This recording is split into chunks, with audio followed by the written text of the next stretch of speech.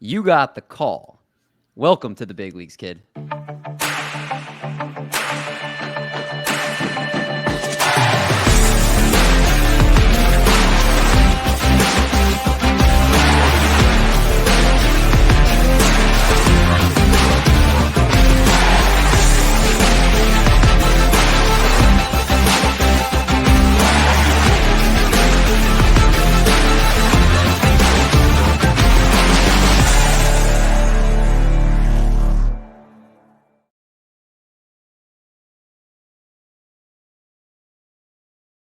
What's going on, everybody? Welcome back to the Call Up presented by Triple Play Fantasy.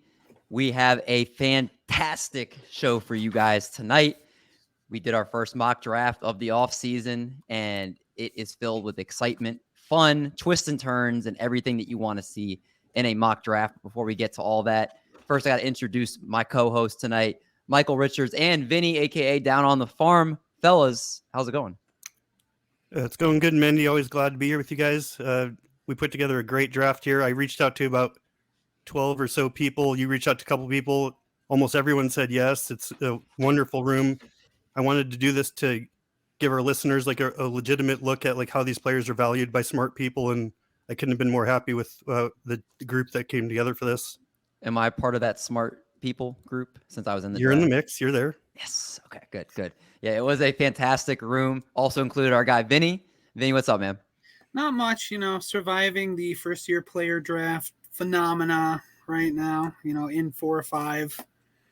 You might hear the alarm go off when I'm on the clock here, but getting sniped a lot. So we'll see how this year's first-year players go. But it was a good draft. Bunch of smart people. Right. People want people that are doing a lot of drafts because you're getting a lot of exposure to different players, developing different strategies. So that's what we want to hear here, and that's what we want to talk about with our guests today too. We got 2 of them here on the call. But I think first time ever we're doing 2 in one episode. You guys know the big intros. We'll hold that for the main Triple Play podcast here, but the call version. These guys are awesome. We got first Drew Wheeler. You can find him on Twitter at DrewIsOK. He is a staff writer and podcast host for Prospects Live. He's got the biggest beard in the business. And whenever you have him on a pod, you got to go wheels up because he's going to bring the energy. Drew Wheeler, what's going on, man? Hi, friends, and thank you so much for the lovely introduction. It is so nice to be here to talk FYPD with some very brilliant minds, and I hope I don't bring down the collective IQ too much. What I bring in beard, I often lack in knowledge, but I do bring some energy to go along with it. So thank you again for having me. I'm so excited to be here. Pumped to have you on, man. Your episode you came on last time was one of my favorite. I know it was one of the other guys' favorites too. So it was so good. Second time is always just as fun, if not better. The other guy, I mean, when you say prospect, if you look it in the dictionary, you probably see this guy's name. Of course, you can find him on Twitter at EricCross04. He's a father, lead MLB writer for Fantrax, lead dynasty analyst for FTN Fantasy, co-host for the Fantrax Tool Shed. He also writes for the Fantasy Black Book, 2021 FSWA Baseball Writer of the Year, and of course, the guy that... Had to give him the SpongeBob laugh. Eric Cross in the house. What's up, man? And he's on mute. He's a rookie, fella. I don't know. Oh, that's my bad. What's up, gentlemen? I was wondering if there would be any SpongeBob in the intro there, so I'm glad there was. Thanks for having me on. Looking forward to this. Of course, man. SpongeBob, every time we do a show together, and anytime, like I said, I know I joke about it, but it's true. When you say prospect, you are on the founding fathers, the Mount Rushmore of the prospect world. And you were talking pre-show how you're doing a bunch of first-year player drafts. Have you gotten tired of it yet, or is it one of those things you can do as many as you possibly can, and it will always be the same for you? No, I love FYPD mock season because it's so fun because there's a lot of different strategies that can go into it, right? Like, especially like when you get these years where you have not 1 but 2, established veteran players coming over from Japan to see like where they fall. That's always adds a little bit of intrigue. Like, do they go like 1? Do they go 5 to 7 range? Do they go outside the top 10? So it's a lot of intrigue always in these mock drafts, especially in years like this. Yeah, it's a very exciting crop of players coming in this year. We did bury the lead, but it is the first-year player draft, mock draft, if you will, talking about players that were drafted this past MLB draft and what we think they're going to be doing for their big league clubs, and that's the order we drafted them in. So I'm going to share the draft board with everybody that's watching on YouTube. If you are on the podcast version, do not worry, because we are going to go through a lot of these picks, and we're going to listen to people's thoughts on, did they get sniped?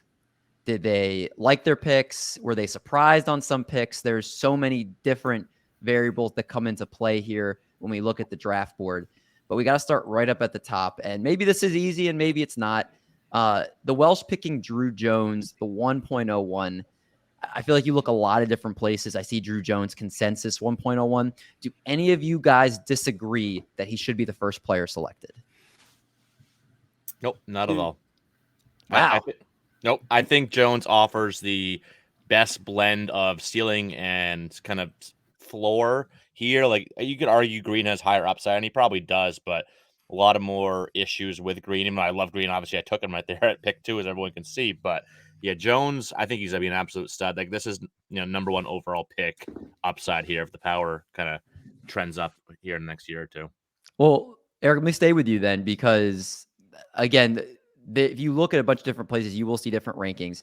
One of the ones I did see across different sites was Eiljah Green is not necessarily the consensus too. I did see some that had Jackson Holiday ahead of him. Why do you have Eiljah Green? You took him at 2 instead of Jackson Holiday. Again, it's upside, you think, more for Eiljah Green? Yeah, I've never seen Green live, but all the evaluators that have basically said some version of a similar sentiment, that he has some of the loudest tools like they've ever seen, like not even in the last few years, as ever. You see 70 grade hit, should be 70 grade power, 70 grade speed, the arm from a corner outfield spot as well.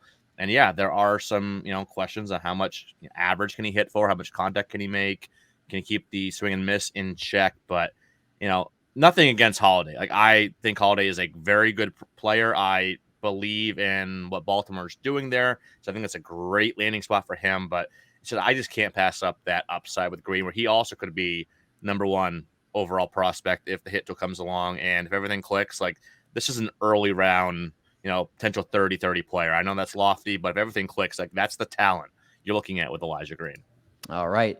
Yeah, So, let me throw in real quick too. I was looking into the scouting grades for these different players, and Eiljah Green's scouting grades are very similar to Ellie De La Cruz. So if you like that type of player, that big power speed, even if he has like a 30% strikeout rate, I still think he's going to be productive. So he's really high upside. And Ellie De La Cruz was arguably the biggest riser from last season, though, in terms of just what from the beginning of the season where people thought of him to the end, it seemed like he became untouchable among the prospects world. Like the Reds wouldn't talk about him in any trades, and his upside, his potential seems limitless at this point. So if we're putting Eiljah Green in that type of class, that's, I can see why you took him at 2, Eric. But these next 3 picks here, because Mike, you end up having the 6th pick. It went Kem Collier, Tamar Johnson, and then Koudai Senga at 6. Now I got to ask you, these next 3 players, if you had a choice between those 3, would you have gone the exact same order, or do you think you got a steal here getting Senga at 6? Well, I was expecting Jones, Green, Holiday, and Tamar Johnson to be gone, and probably Senga at 5. So that was what I was thinking going into it. The Collier pick kind of surprised me. I do think I would have taken Tamar Johnson if he had fallen to me. But outside of that, I'd looked at the rest of these players. I like a lot of these guys, but it's hard for me to differentiate which one I want the most. I mean, I was leaning towards Spencer Jones and Jet Williams, which I think would have been reaches at 6. So I was kind of happy with Senga. And that's obviously just a proximity play. There's no other pitcher in this draft that's going to be immediately added to the major leagues. And I think he's a decent player. Like, I think he's a mid-rotation arm that's could win double-digit games for the Mets this year. So if you can get that in the first-year player draft, I think you got to do that in most of the time. I can't argue with that. I do want to, before we continue, just talk about the players that we're drafting in this draft here. We had the Welsh, of course, Eric Cross, myself, Ross Jensen, Jesse Roach, Michael Richards, Drew Wheeler, Drew Sperling, Bob Osgood. We got real J.R. Anderson, of course, Mr. James Anderson in the house here, Lucas Berry, Michael Halpern, Chris Clegg, and Mags. This was a loaded group of drafters. So you're getting the best of the best in this draft. So I know the Welsh does a really good job because he has a lot of these same people make his ADPs for prospects. So I really am interested to see where these guys go in these drafts. And Druw, you went right next after Michael, and you took Zach Neto. I looked at a couple different rankings, and it seems like you took him earlier than a couple other places I looked. Your belief in him must be sky high, and obviously great grades from him. But is he a Druw guy? Is he like Zach Neto, Druw hand in hand here? I hate to curse Zach Neto with being known as a Druw guy, but I'd say he probably is. Really, any of those Rocket City Trash Pandas are guys that I just kind of gravitate towards.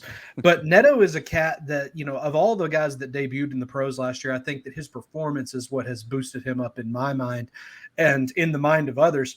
I mean, 874 OPS over 30 AA games. That's pretty stellar. I think that this is a guy that could be in the upper teens, maybe hit like 2015 home runs, stolen bases there. And I mean, good average. I'm thinking over 260, 270, maybe a little high reaching, but I think he's going to stay in the middle infield and he could reach the majors relatively soon. Another thing kind of to your point there is that I knew that if it was to get to Michael Halpern, he would see Zach Neto as an absolute steal. Halpern is probably the only other fellow that I know that's as high on Neto as I am. And I know that this is kind of a bizarre thing to say because Neto is considered, with a lot of prominence in this class. But, for instance, I knew Eric wasn't going to jump Neto over, Eiljah Green or Holiday. I knew that wasn't going to happen. And I had that kind of feeling. And Neto actually was my second pick. I had expected that Koudai Senga would fall to me. Of course it didn't, and I'm not going to point fingers or share blame anywhere. Mike. I don't want to say anything mean to anybody, Mike or Druw. But I love Neto, love that pick. And I said on Twitter, if you didn't see it, that if he ends up kind of following the same career trajectory as Dansby Swanson, I would be neither surprised nor disappointed. All right. I like it. Zach Neto probably has a quick path or quicker path with the Angels because I think they need the offense. And from what you're saying, it sounds like I got to be all in on him. So Zach Neto going to Druw there.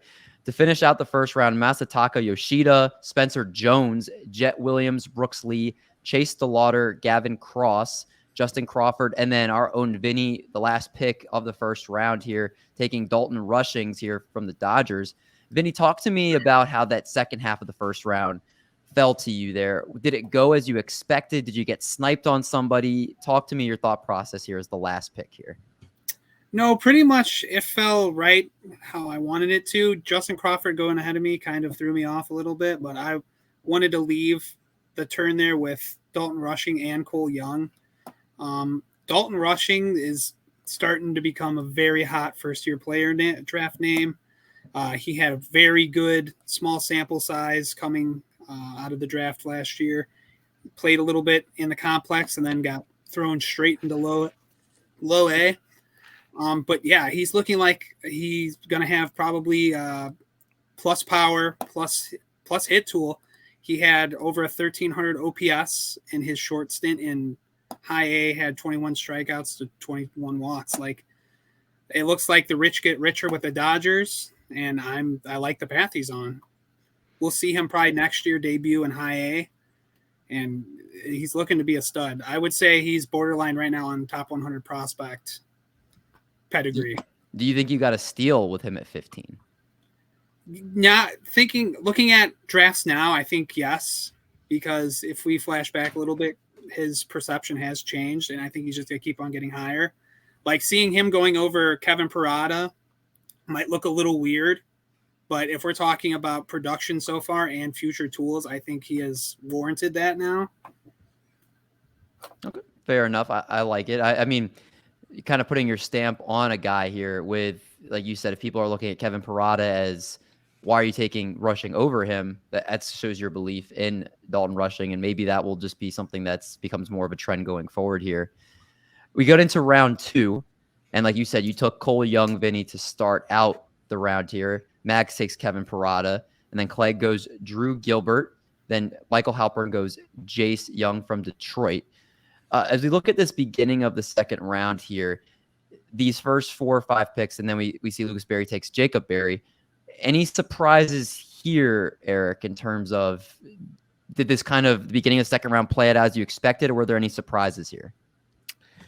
No, there weren't really too many surprises. Like for me, the top 13 to 14 or so are pretty set in stone for me. Obviously, you can differentiate the order within there, but I think after like Drew Gilbert is kind of like the bottom of that grouping for me. Then after that, it's like all right, you can go many different ways. I'm surprised Kevin Parada and Drew Gilbert did fall to 17 and 18, though. I think they are both like I have them 12 and 13 in my personal rankings. Love Gilbert and Houston's org, they have a way of maximizing prospects, and they have a great track record there.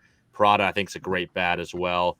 This is a really fun range, though, because you get a lot of different types of players here. Like you get the Jacob Berry, like what can how good can the bat be? Can it survive as like a corner infield type of guy? Beavers has like the big power speed blend, but hit tool question marks. Lesko and Porter, all the hype in the world, all the talent in the world. Let's see if as prep arms, if they can develop nicely. And Cooper Hjerpe is, I think, very underrated, even by myself. I've moved him up my rankings. I think he could maybe have a chance at being the best pitcher from this draft class. I think that title could go to many different people, but yeah, this was a really fun range, and I was hoping some of these guys would fall. Like I was hoping a guy like maybe Lesko or Porter, or even Felton Celestin, who's the only real international guy I would probably consider in this top 30, obviously outside of the other two we already discussed, but no such luck. But I like Brock Jones too. I think he's a very underrated power speed guy as well. Drew, were you jumping for joy when Cooper Hjerpe fell in your lap here at pick 24, or were you looking to go another direction and you got sniped? No, I think that Hjerpe was best case scenario for me here. Best case scenario would have been Vinny just decided not to take Rushing, and I'd have gotten Rushing. But that, or like Yoshida would have fallen, or Michael would have decided I don't want Senga, and I'll just give him to Drew. That would have been a best case scenario. But in terms of legitimately able to occur things, yeah, Hjerpe is about the best case scenario. This guy's got so much funk and so many good intangible things from the left-hand side. And I think with an organization like the Cardinals that has developed pitching talent in the past, I'd like to see what they can do with this guy because, man, he looks really, really special. And I love the accolades that Eric heaped on to him. I saw Eric tweeted about Hjerpe not long ago, and I loved seeing it then as well. The only other guy that I was kind of eager to see if I could make the decision was Brock Porter, because I actually had just finished writing up Porter for Prospects Live. And man, that kid is he's got so many premium things you look for in a prep arm. Really, really exciting talent. So yes, but Hjerpe is the guy. Was happy to get him. Pleased as punch. Pleased as punch. You said some other funny catchphrases when you were on last time, but I can't. He's full of them. That's like his thing. Yeah. If you say so. You need to write a book of them and just share it with the world. We need more of that in our life. Druisms. Thank you. Mike, you were next, and you took Felton Celestin, and I'm interested your pick and then how the rest of the second round played out with Eric Brown, Kumar Rocker, Jordan Beck, Brock Jones, and Xavier Isaac. Talk to me about the kind of the back half here of this second round. Did you get your guy, and do you like how the rest of the players kind of fell into place here to finish the second round? Okay, well, there's a kind of a thought process going on these days that you should fade the J15 players, and they haven't worked out recently, so they are coming at a cheaper price than usual. So I didn't really have any intention of targeting them specifically early, but then when I got to this range in the draft, I basically my queue got wiped out right before my pick. I would have considered a lot of those players that went right before me. And so I looked at the situation. I looked at the other college and high school players going after me. And there was a group of pitchers in there that I thought I could live with. Like, there's Kumar Rocker and Lucas Sims and Cade Horton. And I just felt, and Brandon Barriera, like I felt I wouldn't necessarily get my top pitcher there. But the main reason here, this is a draft strategy move for me. I know that the Welsh is a huge international guy. I'm very confident that he would have taken him on that 2-3 turn. And I know Eric also likes to go for upside too. So I thought there was a chance he could go. I wasn't willing to let him go through 4 picks. just to take some pitcher. And so it kind of worked out how I planned it to. I did end up getting Sims. I would have preferred those other pitchers, but this guy's getting a lot of hype. You know, it could be hype. Like, as I said, it could not work out that way, but you know, there's people saying that this is one of the top shortstop international guys in 10 years, up in the mix with Marco Luciano and people like that. So the upside here is extraordinary. And I just felt like it was a good time, especially because I didn't love the group of college and high school players in that range. Yeah, I mean, if you're chasing upside, it sounds like he's one of the most tantalizing guys there. And that can be a draft strategy if you think, especially with these type of players, you want to chase the upside. You think maybe that they'll outperform where they're going just because of that kind of potential. I can see why you'd want to potentially go that route and draft that way. But then we get into round 3, and the well starts it up with Ethan Salas. And then cross, you go Brandon. I messed up his name last time we talked about him on the call. Barriera. I think it's Barriera. That I just throws me off every time. It does kind of, yeah. And so talk to me first about Brandon Barriera, and then just looking at the rest of round 3, give me, you think, the best value pick in this round. Yeah, so with Brandon Barriera, I think seeing what happened this past year with Ricky Tiedemann gives me a lot of confidence in a guy like Barriera who, you know, just looking back at some, you know, reports and analysis on Tiedemann last year and then the reports on Barriera this year, people seem to be a little bit higher on Barriera. Obviously, I'm not saying he's to have a Ricky Tiedemann type breakout and become a top 5 pitching prospect in the game or anything like that, but there's, you know, good athleticism here, good 3-pitch mix, all have the potential to be above average or better offerings. Obviously, he's got a pretty advanced pitchability and feel for his age as well. You know, he's a lefty, a lot to love there with Barriera. So I'm really excited to see what he can do. And of course, he was a Vanderbilt commit as well. So obviously, the premier tippity top of the college baseball world there. So you always gonna love when you see those Vanderbilt commits because Vanderbilt gets the best guys always. In terms of the rest of the third round, there's actually several pretty solid values here that I liked. Cade Horton and Landon Sims are 2 guys that could really make us look silly for passing on them and not drafting them sooner. Horton obviously came on a little bit later. Doesn't have as big of a track record, and Sims had the injury, but both have SP2 upside there.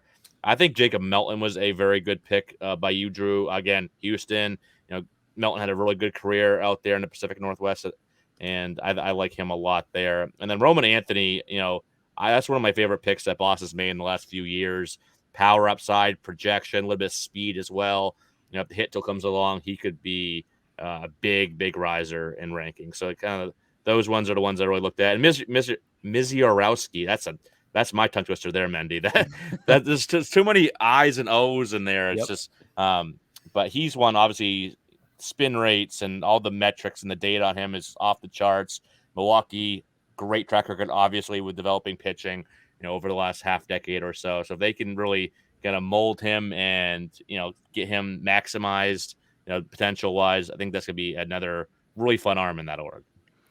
So I want to create some ripples for a second, because before Eric and Drew even hopped in the room to do the show, I hopped in the room and I heard Vinny venting about Vanderbilt pitchers and that they don't develop outside David Price. And I think there might've been one more. I forgot the other. I know you were talking about other players for Vanderbilt. So Vinny, you must be really down on Brandon Barriera, because it seems like you're not in on any Vanderbilt pitchers whatsoever. Well, let me talk. I'm in on him because he didn't go to Vanderbilt yet. They signed him away from him, so he'll actually get development. That is true. So if he would have went to Vanderbilt, I probably wouldn't be taking him. Once he enters the school grounds, then that's when he's tainted. Okay. Once he sets foot on campus, it's over. Okay. off my board. That's fair though. You look at how even look at the last 2 big examples of that being Jack Leiter and Kumar Rocker. Don't, Eric, don't. Oh, hold on.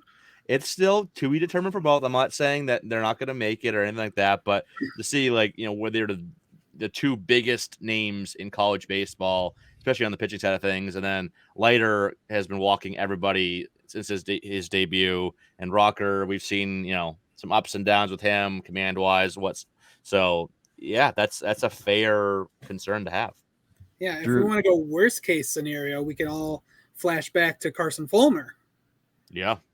That's another big name that fizzled very quickly. Drew's hot and bothered, I can tell. I'm getting a little hot under the 3/4 zip, but I want to say it's just because it's a fine wool. So that's why I'm getting hot. I don't know what all you people have against the great state of Tennessee and our fine academic institutions, our baseball institutions. That's okay though. I'll just let success on the field speak for itself. I'll let David Price and Sonny Gray and the Kumar Rocker and Jack Lighters to come and the Andrew Dekanich, and I could go on for days, but we won't because I don't want to keep you guys all night. Vanderbilt pitching, just creating hot topics here. I love it. But okay, so we go from Eric's pick, Brandon Barriera. I took Owen Murphy here, which Mike actually complimented me for, so I will take that. Then we go Max Wagner, Kate Orton, Landon Sims here to you, Mike. Do you like the value you got with Landon Sims? And talk to me about your thought process behind the pick here. Yeah, I mentioned it with the previous pick. I wanted that group of pitchers. He was probably my least of the four, but I really do like him. He's got 2 possibly double plus pitches. There is some injury risk and reliever possibilities, but as I mentioned on the podcast previously, Arizona's got a new pitching development going on there from the Astros, and there are people who like this guy. So I just think it was a good value for a college arm at that stage. All right. Good college arm there in Landon Sims. Then, Drew, you go Ivan Melendez to the same team, the Arizona Diamondbacks here, back to back. And talk to me about Ivan Melendez for those that don't know who he is. What his upside be? Do you expect him to be a value where you got him in the 3rd round, middle range here? Just real quickly before I touch on Melendez, loved the pick of Landon Sims. Wanted to give Michael some credit on air for that. I know he and I spoke in DMs actually about that pick and just about him in relation to another real quality pitcher, Jacob Misiorowski, who you guys have hit all the high notes on. Spin rate monster in a wonderful development situation for him. Could be tremendous. I love Sims because we have a track record, and even if he does end up a reliever like Michael alluded to, we've seen him succeed for 3+ seasons at the highest level of college baseball in that role. He has 2+ pitches in that role and can up the gas to, I want to say 99, 100 in that role. So I love the Sims pick. Sims was in contention if he'd have fallen to me, but I also love Ivan Melendez. So if for whatever reason you're unaware of him, this guy is called the Hispanic Titanic. It is an 80 grade nickname, and the raw power is either an exact match or it's really close. The guy is a thumper. He's a corner thumper, which is possibly my second favorite archetype of player in baseball behind catcher. Obviously, there's a lot of swing and miss with this profile, though. He chased a lot. He had 120 A-ball plate appearances last season. Makes sense. But he chased quite a bit. This is a guy, though, that was the best bat in the NCAA altogether for Texas last year. An absolute stud. Look at his numbers, guys, and just drool with me. He has the tools to anchor a major league lineup in the future. I mean, I'm talking 3 or 4 hitter for the Diamondbacks in 2026. Eric? The Druw Vinny? Jones and Jordan Lawler Diamondbacks. What do we think, guys? I mean, I'd bet Melendez after those dudes for sure. Yeah, I see him as like a 4-5 type, kind of that power stretching the lineup, and I can see Lawler hitting 3. I can see Jones hitting, and you got Carroll. There's so many good. I was gonna say you lead off Carroll. Love this system. Yeah, Carroll, Lawler, Jones, and then Melendez. Let's go! I want to watch that team now.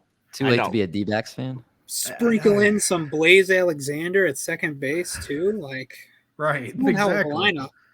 Hey, but yeah, I mean, I think that the only hurdle Melendez has got to keep is just the strikeouts. If he keeps the strikeouts in check, I don't see how he's not at bare minimum a fine, 20 home runs and a 240 average guy, which is, I mean, draftable right now in today's landscape. And that's at bottom. So at his top potential, he's one of the best hitters, and a great power hitter. So I'm excited, really excited to get him where I got him. Like I said, Mizurowski and Sims were both good. I love Max Wagner too. That's a really high upside pick that came a little before. A nice run of players here. Caden Wallace going to Bob Osgood right after, or Jacob Melton, then Caden Wallace. Talked about Jacob Mizurowski, Sterling Thompson, Ryan Clifford. Cross mentioned Roman Anthony going to Clegg here from his Boston Red Sox. Peyton Graham. And then, Vinny, you rounded out the third round, taking J.R. Ritchie, who I believe gets the most comments on YouTube in terms of people talking about him. At least on every single one of our videos, I hear his name get brought up. Talk to me about J.R. Ritchie, what you think his upside could be, and just what you believe you probably got a good value with him here at the end of the third round, I'm sure. Yeah, just to give you a little run through my thought process here. My queue going into where Druw was drafting went Caden Wallace, Mizurowski, Thompson, then J.R. Ritchie. Then it was a run of, hey, let's clear out my queue. Roman Anthony, it came down to him and J.R. Ritchie, but I took Ritchie. But out of seeing, I saw both of the Braves' pitchers, draft picks this year in person. I've seen Owen Murphy. I saw J.R. Ritchie a few years ago at the Under Armour game. But J.R. Ritchie is, I think personally, if we're talking about his off speed, his slider and the RPMs are just off the charts. He kind of gives me like flashes of potentially the Spencer Strider slider, which that makes another appearance. Needs to go on a t-shirt. But no, his fastball sits anywhere from 93 to 96. He's touched 98, 99. 3 pitches were the changeup potentially could be a solid fourth offering, but just pairing him with the Braves, like pitching manufacturing is just unreal. Like he could potentially end up jumping Owen Murphy for best pick out of this year's draft. I think there's a shot that he could be their best pitching prospect in the organization. Just, I am very high on him. I like what I've seen. He has a pedigree, and he's gonna change positional wise first year player draft. I think when we look back a year from now. Let me ask you, this is a spur of the moment question. This time next year, if we were running it back with these exact same players, where do you think J.R. Ritchie would go? Ooh, I would say, if I were to say Ritchie, I would say he'd go similar. He would be in similar, like the second round. Yeah, he'd be in similar contention with like Lesko and Porter if he really does do what I think he does this year. All right. Well, that's the claim made. We will see how that plays out this season. You also took Tucker Toman of the Toronto Blue Jays to start out the fourth round here. I believe you took Ritchie in the third, and then you took Cole Young, and then you took Druw. Okay, so you got a pretty good team here you're building. Talk to me about Tucker Toman of the Toronto Blue Jays here to start off the fourth round. Toman was really interesting. He was one of those prep bats that had a lot of helium going into the draft, but kind of, I don't know what, there was something that scared teams away. He fell to the Blue Jays. The bat, it's big power at the moment, but he needs to develop a little bit because the hit tool, it's like a 50-50 shot. Right now, he could be hit tool, but he definitely has the body and the projection in the body to become a big power guy. He's a corner infielder. I don't think he stays at shortstop. He's going to outgrow the position. He has a very good arm. There's a lot to like. I'm very bullish. Like, he was not my pick for this, like, coming down to picking. It was like I took him over Noah Schultz because Peyton Graham got snagged.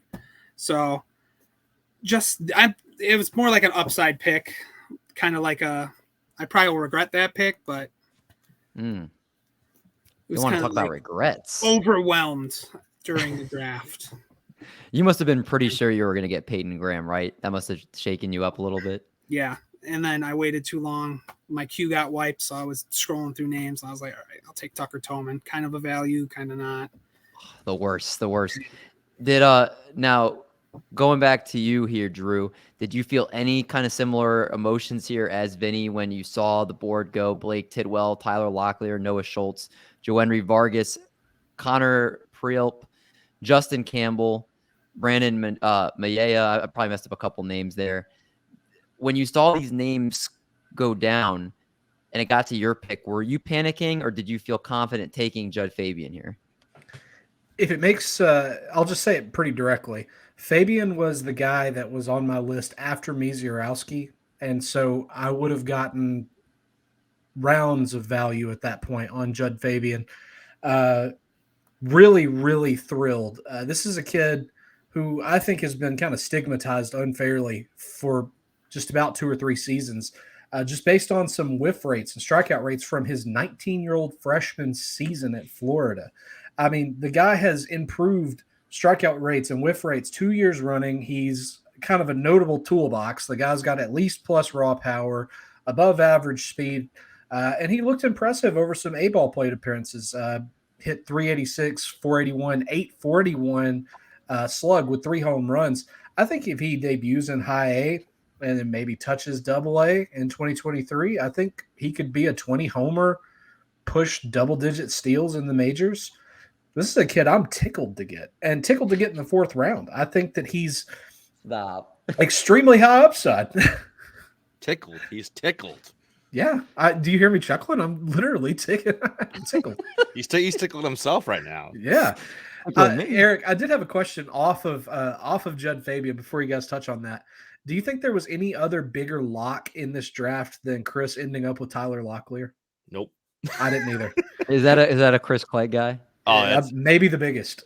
So this was a very Chris Clegg draft. Like, if you listen to any of our stuff, we've had multiple FYP episodes this offseason. We did some of the reviews after the draft. Then we said our mock draft that we did with Jesse Roche and Chris Welsh, both of which are in this. And yeah, he's Locklear is a big Clegg guy. Roman Anthony is a big Clegg guy. Drew Gilbert, big Clegg guy. So yeah, it was a very Clegg draft. But yeah, I don't fault them at all. Those are all very good players. So yeah, great picks. Locklear was a guy that was maybe a pick or two down below Fabian on my queue at that point. That's and fair. I knew that he wouldn't make it to me just because Chris was coming around the bend. And I was like, there's no chance, but what if? But still, there was no chance. Anyway, I had to throw that out there as just a what's up to Chris. But no, love Fabian. I really think that that's kind of the big thing is he's been stigmatized unfairly about just swing and miss issues when he's shown that he may never be a 300 hitter, but who is nowadays? It's so rare, and he's trying. He's improving. And why are we punishing him? I don't know. I shouldn't be punishing him. There's a theme here. I see a lot of Baltimore Orioles, and I see a lot of Arizona Diamondbacks on this list. Coincidence? Great drafts.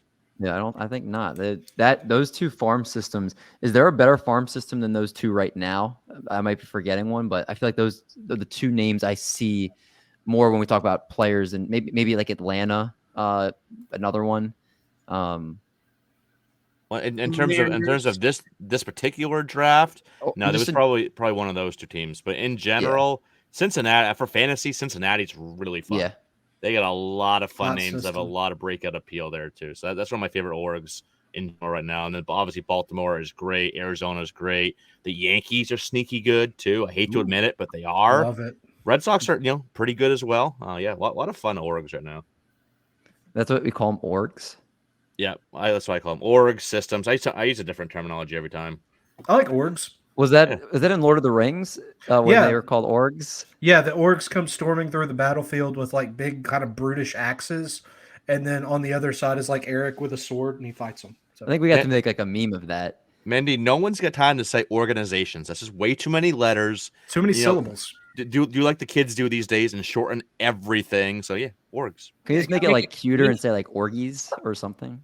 That's too close. If you look at how that's spelled, ooh yeah. Look at how that's spelled, Mendy. That's you're right. Way too close. You might get a couple confused people on that. I didn't even think about that. Way too close to something else that's completely different.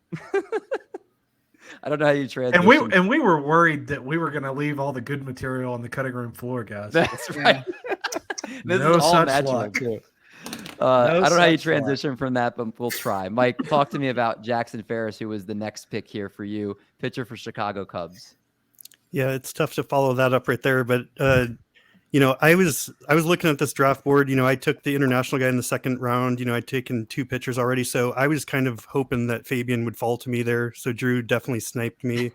I thought that was a good pick. I don't think he should be going at 54 in these, but I was probably willing to take that other international, the Mayaya guy. I'm probably butchering that name, but I'd already gone so young, but I basically got to that point. I looked at the available players. I, again, wasn't in love with the college hitters at that stage. So I came down to Jackson Ferris and Robbie Snelling. Those were the 2 best prep arms on my board. I decided to go with Ferris. I think he's got a better chance to be a starter. I think he's got a deeper arsenal. And I actually think he's being underrated in these things. I mean, I don't necessarily target prep arms, but he's a pretty high guy. Like, on MLB, he's probably in their top 20. So this just seemed like a good value and someone with, who could potentially have 3+ pitches if it all comes together with good command. So, and he's a 6'4" lefty. I just think there's players like that when they work out are really coveted. All right, Jackson Ferris at the Chicago Cubs. We finished out the first round here with Sal Stewart, Robert Snelling, Henry Bolt, Daniel Susac, and Cade Doughty. Going back to you, Eric, Daniel Susac here with your second to last pick. Do you like the value? Do you like the player? Did you panic because you got sniped? Talk to me. No, I like the player. I think it's a really good value on a Daniel Susac. Like there was like a cluster in my queue of Fabian, Sal Stewart, Bolt, and Susac. So Mendy, Jesse, and Druw made my decision easier by taking the other 3 of them. So I was fine. I was fine with any of the 4 of those guys.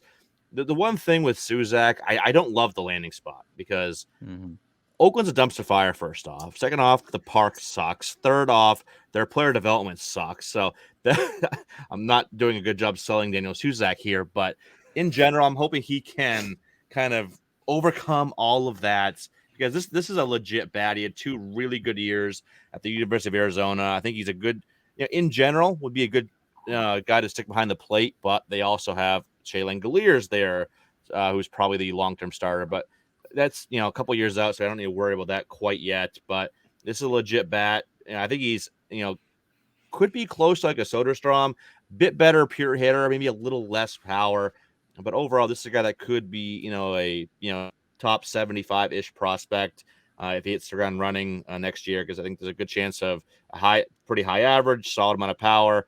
Not a big walk rate guy, but hits, makes enough contact to maybe be like a 275 type of hitter with 20 to 25 home runs. So hopefully he can overcome all of the negativity I just said about the Oakland system. But I like the bat in general, so I thought that was a pretty good value at the spot.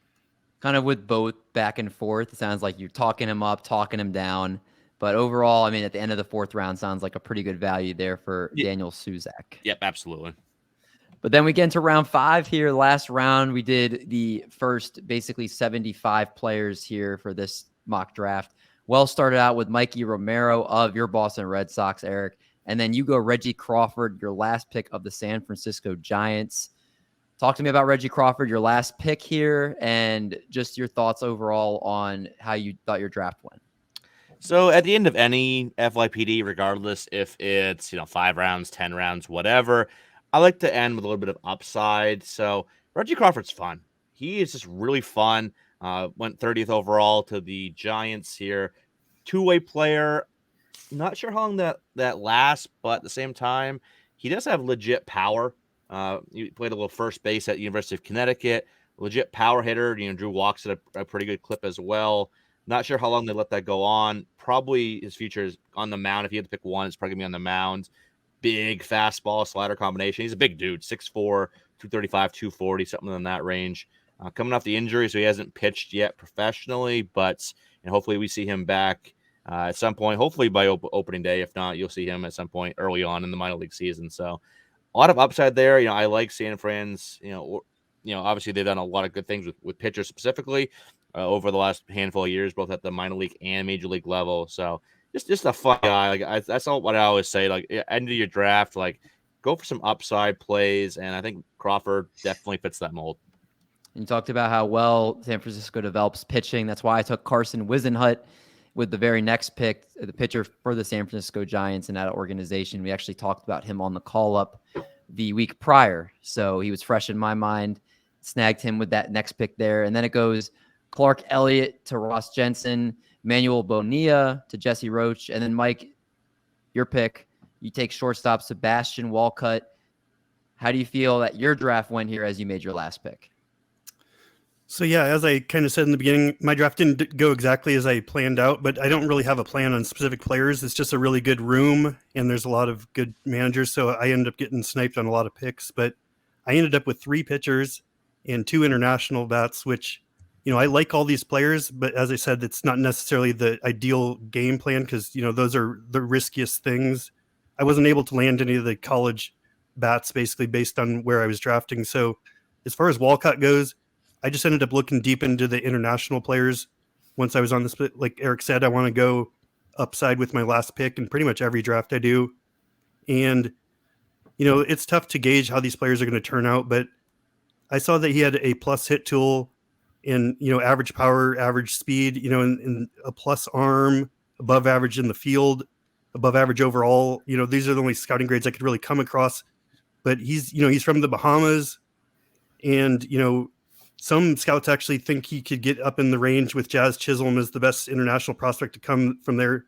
So that alone is, you know, the kind of hype I'm looking for. He's got good athleticism for his size. This is a big guy too, maybe 6'4", 180 pounds. I think he might end up at third base or in the outfield long term, but there's a lot to like here. I think his hit tool is good. I think he's got power. And at this stage in the draft, I just thought he was a good, like, high upside gamble to take. Taking high upside picks in the last round is definitely, I would say, the way you should try to target your draft, because that's what the biggest payoff at that point. If they hit, then you can get really good value out of these players. Druw, you go next. You take outfielder Ryan Cermak of the Tampa Bay Rays. And I believe they are one of the teams that only have I think they had 2 players go, Brock Jones and Xavier Isaac in the second round. Other than that, there were no other players from the Tampa Bay Rays here. Talk to me about Ryan Cermak and then your closing thoughts on your draft. Sure. Well, Cermak, I think, is definitely a Druw guy to kind of put a bow on that kind of thread here. He's a player that I found doing some research before the draft last season and really put my stamp on early because I like everything I see with this guy. He was for years at his college just kind of a defensive whiz, won defensive, you know, outfielders, gold glove type things for college year after year after year. And then he saw a shift where he just suddenly became a stud at the plate. I think that he's shown to be ultra athletic. He's going to stay on the field because of the defense, but now he's a legitimate toolbox along with it. The guy's got tools, you know, for days. 20 home run potential, double-digit steal potential. Again, the story is based on the hit tool. And I think that if there's any org that could work a prospect's best attributes forward, it's going to be the Rays. And so for all the reasons that I like Fabian as late as I got him, Cermak here is even better because it's the same player profile essentially, but with less known. So you're going to be able to get him later. And B, I'm putting my flag in a guy, and I love this guy, and I think he's going to succeed. So why not? I mean, if this org can, if the orgy Tampa Bay, if they can make a stud out of Cermak here, then, you know, they found gold, and he'll skyrocket up lists. Can't recommend a late round player more than Ryan Cermak. And to answer you about how the draft went, I look at my 5 players and see college studs: Neto, Hjerpe, Melendez, Fabian. These are all guys that performed at the top of the NCAA season, looked outstanding. You know what you're going to get from them. And then Cermak, again, college performer, but a little bit underknown. But like you guys said, in those last rounds of your draft, plant flags, go upside, take chances, because that's where you're going to find gold. And I think the Rays did, and I hope I did. And I was very pleased with the draft. And, you know, you guys have all alluded to it. Such a talented room. I said at one point there were 14 really, really smart people and me in this room. And so I'm just glad that I came out with a team I can be proud of.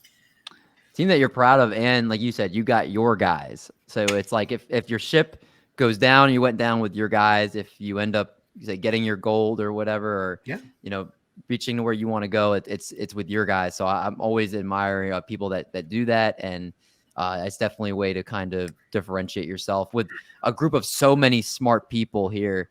I think it's really cool when, like, we talked about Clay getting his guys, Druw, you getting your guys. Everybody's got their players. So it's interesting to see if you got values where you got them, or how things play out. So I like the process there. Testify. Can I just point out real quick that I think the last time Druw and I were on a podcast together, the kind of saying of the episode was the creamy middle, and this time it's orgies. Why does it always turn a little dirty when you and I are on a show together, Druw? It always turns that way. I don't know, man. I guess so. I love that. We release endorphins into the air. There's a lot of testosterone here, so yeah, it's bleeding out in different type of sexual ways. I forgot about the creamy middle till you said that, Eric. That was so funny. It just popped in my mind like a minute ago. I think it was on Potapalooza. Now that you say it, I remember exactly what we were doing. Yeah, I believe it was. Yeah, so I think that was the last time. Maybe we had another pod since then. I can't remember honestly, but yeah, anytime it's always a nice saying that comes out of a show that you and I are on together. If I'm good for anything, I guess it's a funny word. this time, courtesy of Mr. Mendelson over there with the orgies. Yeah, appreciate it. Yeah, I can't believe I didn't think about that spelled out before I said it, but it makes it that much better. Close out the draft here. Drew Sperling took Luis Morales, and then we went Luis. Oh goodness, I'm gonna mess up some names here. You got it. Wanapa, right? I think it's. I'm pretty sure. Guanipa? I think it's Guanipa. Guanipa. That was close. Luis Guanipa, Danny Soretti, Joe Lamp, Alfredo Duno, Tanner Schnobel. Oh my God, I'm off. My brain is dying here. Walter Ford, and then Vinny, you closed the draft out. Michael Kennedy, Mr. Irrelevant from the Pittsburgh Pirates. Give us your thoughts on Michael Kennedy, and then to close out the show, give us your thoughts on your draft. Yeah, so my last pick was my stamp the flag in approval pick. It came down between Michael Kennedy and outfielder for the Nationals, Brenner Cox. But Kennedy, I had knew little to nothing about about Michael Kennedy before our first year player draft pitchers list episode we did 2 weeks ago. Me and Mike went through a bunch of names, re-looked into guys. I found him. He is a prep pitcher who was drafted at 17, just turned 18. The Pirates bought him away from LSU. Good fastball, left-handed pitcher. The slider is very, very good too. I've come to see a trend. I'm big into sliders this year for first-year player draft. Velo's not going to blow you away, tops out 92, but his fastball does have a lot of late life and movement to it. He's one of those guys that could easily be another one that jumps up in the first-year player draft come next year. There's a lot of projection in the body, and there's a lot to develop with him. I am a little bullish that the Pirates actually do good developing for a pitcher, and that organization is, a toss-up. Look at last year with Solometo. He's a kind of a similar type of prep arm, but just looking at the tools and the potential with him, I can definitely see an outcome where he's a big name at some time this year during minor league season. But yeah, I want to stick my flag in this guy because I really don't see many people talking about him. The tools are outrageous. You might want to reword that. Did that really sound that bad? I'll let you listen to it back. Right. when you listen to it. I heard it and I was like, oh, maybe not. I think Eric and Druw got in your head. So Yeah. I think it just went It's there. contagious. I think you're just trying to throw people off of the orgies at this point. That's what you're trying to do. Probably, We're just yeah. throwing everyone for a loop. It is. This is quite a show. But as sad as it is to end, these guys all have their own lives. So I'm going to let them go back to that. But I want to thank both of you guys before we get out of here. Eric, starting with you. Thanks so much for hopping on the show tonight, man. Of course, please plug all the great work you do, where they can find you on Twitter, and any fun projects you got coming up. Thanks, Mendy. You know I can't say no to you, Mendy. I always come on and chat with you. Yeah, you're my guy, man. No matter what the topic is, I always have a good time. So thanks for having me on. Yeah, you can find me on Twitter at EricCross04. Actually, written work at Fantrax HQ, FTN Fantasy, and over on my Patreon as well. Got the Toolshed podcast with Chris Clegg. And am I missing anything right now? Did you miss the Patreon? Did you No, say I that got already? the Patreon, and then Fantasy Baseball Black Book that Joe Pisapia puts out. Great publication. Chris Walsh did a lot in that as well. Paul Spohr, a lot of great people in that as well. So go buy that over on Amazon. Oh, there we go. Look at Look that. at If you have Michael not seen Richards. it, Look at that sexy guy. watch I'm still waiting for my copy. It's I don't know if it got lost in the mail or whatnot, but I need to go figure out where my copy is. it's a great publication. Eric does a lot of great work, so make sure you follow him and check out all the great stuff he's putting out. Druw, same questions to you, my friend. Give the people where they can follow you and all your great work. Great work is a lofty standard, but we'll go with it. For whatever reason you want to follow me in between my podcasting, you can follow me on Twitter at DrewIsOK. And if you're interested in seeing any of my written work or the podcasting work that I do for Prospects Live, subscribe to our Patreon.